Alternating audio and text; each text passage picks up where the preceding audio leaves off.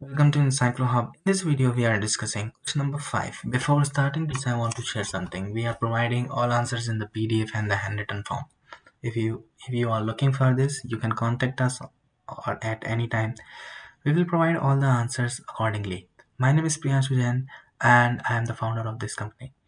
And if you are looking for this any type of related issue related to the studies or related to any queries, so you can contact us.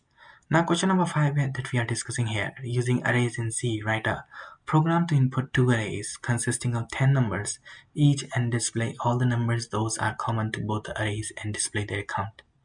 As you know, we have solved all the answers, all the queries of this PDF.